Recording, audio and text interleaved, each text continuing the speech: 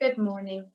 Welcome to the first in the series of short videos on video conferencing technology such as Zoom, Microsoft Teams, WhatsApp, Skype, and Google Hangouts, to name a few. My name is Roselle Bowerman, and these videos are made possible by Diversity Resource International.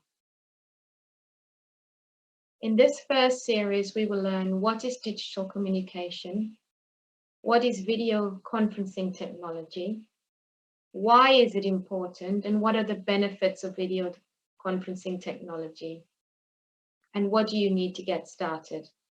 So let's begin.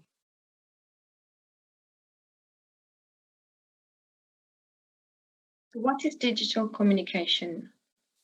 Well, digital communication is any type of communication that relies on the use of digital or online technology. So that means you need a digital device such as a computer or a laptop, a mobile phone or an iPad, and any digital medium to communicate. Popular digital communication mediums include social media, emails, online gaming, and video conferencing. In this series, we are going to explore video conferencing as a digital communication medium. So what is video conferencing? Well, video conferencing is a technology that allows people to have virtual face-to-face meetings without being in a single location together. It allows you to recreate that in-person meeting experience in an online environment. And it's particularly useful if you have team members working remotely, or you are working remotely from home, or you have users, friends, and family in different cities or countries or locations. Some of the most popular video conferencing platforms include Zoom, Microsoft Teams, Skype, Slack, Google Meet, and WhatsApp Call, to name a few. So, what are the benefits of using video conferencing software?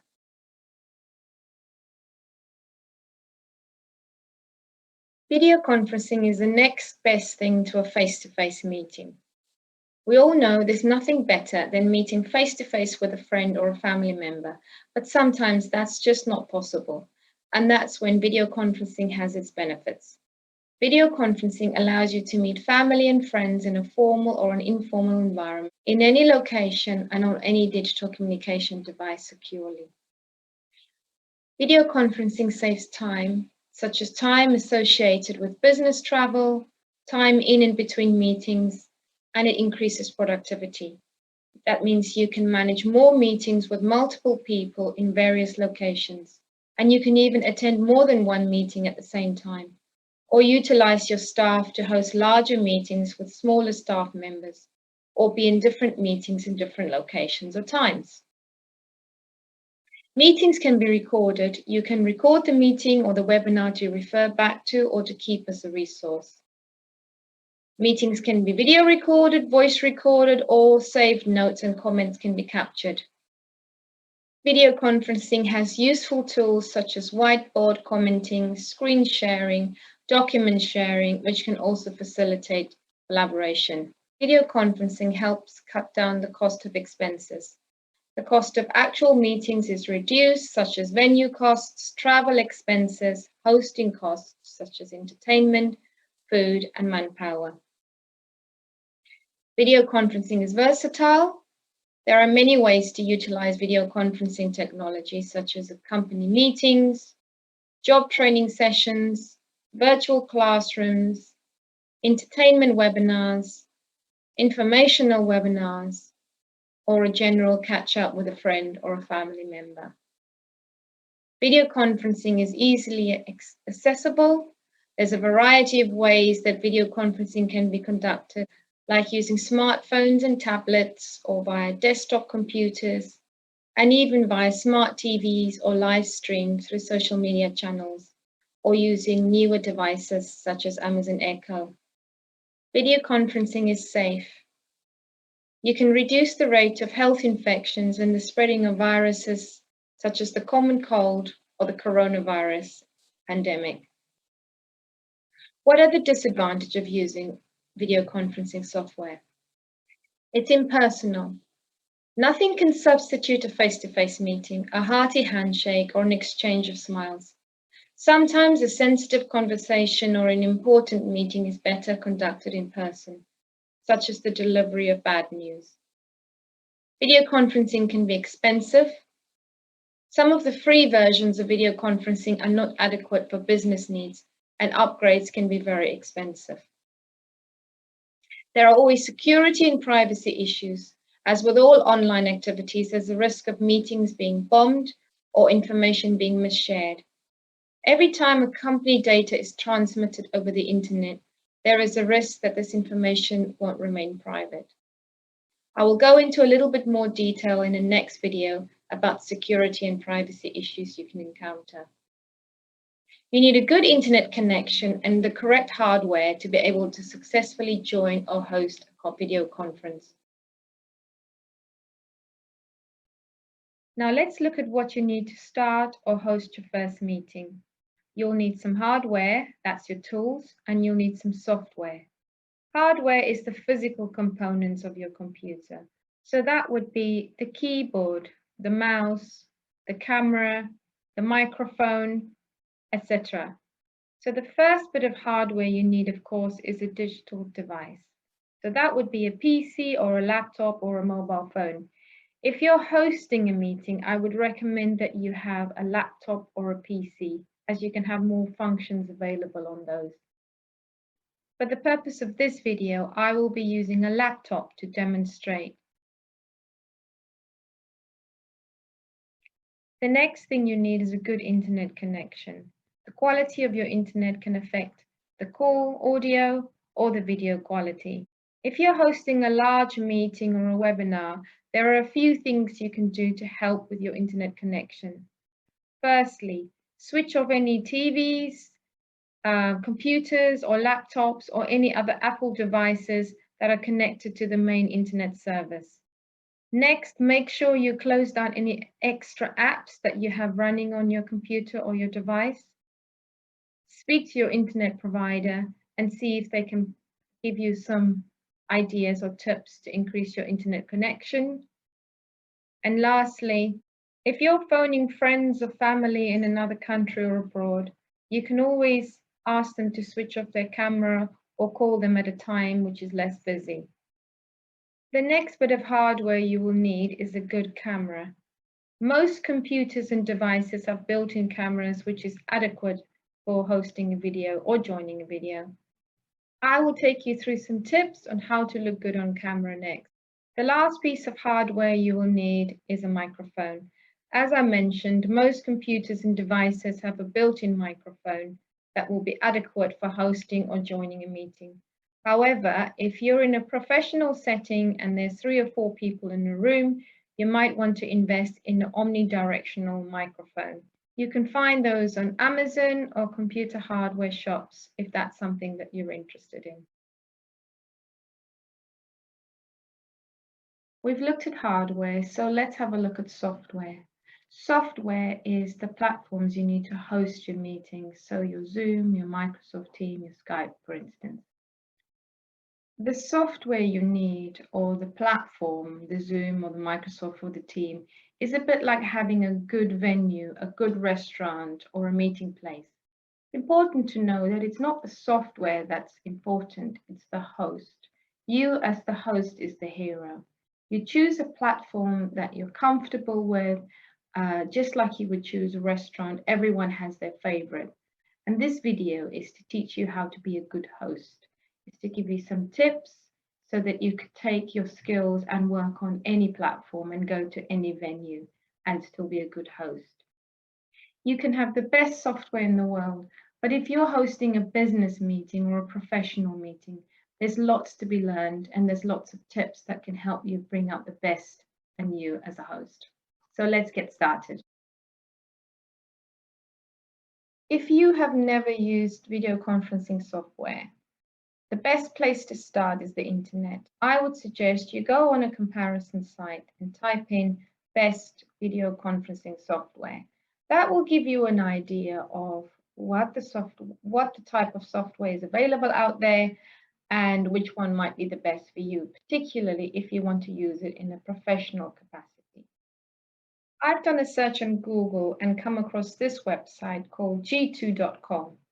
It gives you the top 20 video conferencing software and a comparison of how easy it is to use, whether it's free, what sort of resources come with it. So if we have a scan through, you can see they've rated Zoom as #1 for satisfaction in terms of ease of use, meeting requirements, and doing business with. So it's a good place to start if you have no idea of what software you want. You can have a look and compare each of the platforms. They have Skype as #2, WebEx meetings as #3, Microsoft Teams, GoToMeetings, Google Workspace, and you can carry on. There are literally hundreds of different software, and these are just the top 20. For the purpose of this meeting, we are going to learn how to use Zoom. And the main reason for that is Zoom is still the #1 video conferencing software available. The second reason is most people are familiar with Zoom, so it's easier for your guests to join if they're already familiar with the platform. And the third reason is that Zoom as a free package has got what most people need for your professional and your personal use. I would recommend use what you're comfortable with, use what you already have available, and use software that's going to have the most capabilities or tools to let you do what you want to do for the task that you want to have. You might also want to have a look at the free software. I would recommend before you invest in a paid package, go for the free software so you can try it out. And if it doesn't meet your needs, then you can invest a little bit more. But I would always recommend try the free software, see how you get on with the platform, see if it suits you, and then make a choice. Most of the free software will allow up to 100 participants in the meeting. So for most people, that is adequate. But if you are wanting to host a larger meeting of more than 100 people or a webinar, or a conference, then you will have to invest in a paid software or paid package. And you will need to look at the pricing options of the software that you want to use and choose the best option for you. If we have a quick look at the top 4 software packages, this will give you just a quick overview of how they compare. All of these 4, Zoom, Microsoft Teams, Skype, and Google Hangouts, they all come with a free basic plan. That includes up to 100 participants within the meeting. They all have different time scales of how long the meeting is allowed to last. For instance, most of them give you up to an hour, and Zoom gives you 40 to 45 minutes for free. That means you're able to have up to 100 people for 60 minutes. There are many, many features that many of the software offer. That's how they distinguish themselves. Some are better with some tools and others are better with other tools. So it really depends what is it that you need to do in your meeting and which one has the best capabilities or best tool. And you won't really know that until you experiment with the software. If you are using it in a professional capacity, like me, you might have the options of working with lots of different software and working out which one is the best for you. But if you're just wanting to use it for phoning friends and family abroad, then I would recommend sticking with one platform and getting used to that. You really don't have to worry too much about all the different tools if you're not going to use them. They're only useful for you if you want to use them. It's a bit like being in the kitchen and you have your trusty pots and pans that you use. And the more competent you get, and the more you want to do in the kitchen, the more you want to impress, the more tools you're going to get to use, but you'll need to get used to using those tools.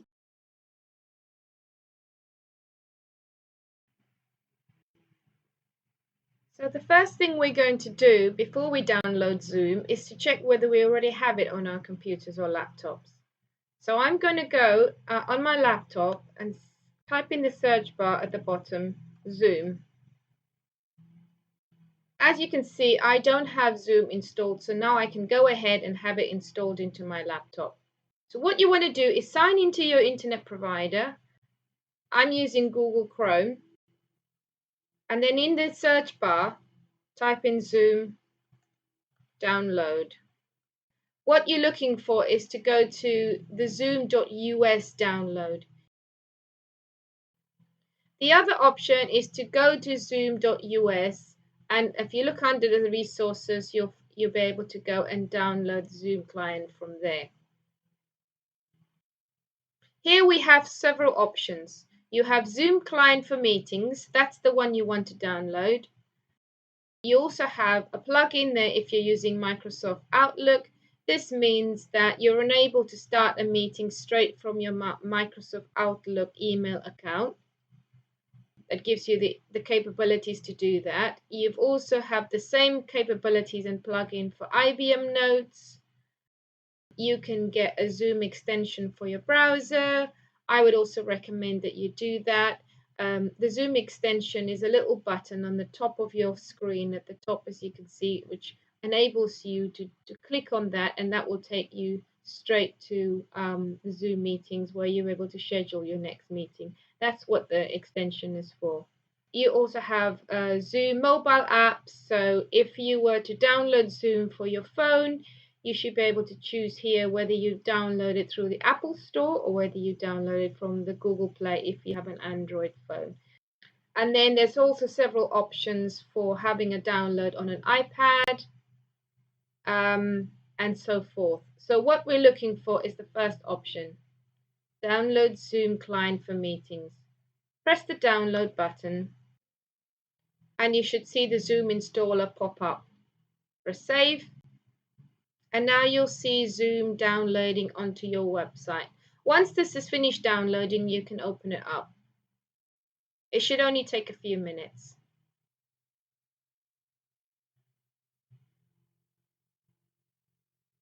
You'll see a message come up saying, do you want to allow this app to make changes to your device? It's asking you whether you want to download the software, and you should always say yes. It then comes up saying your installation was successful and give you the latest version of the software, which is, in this case, version 5.9.3.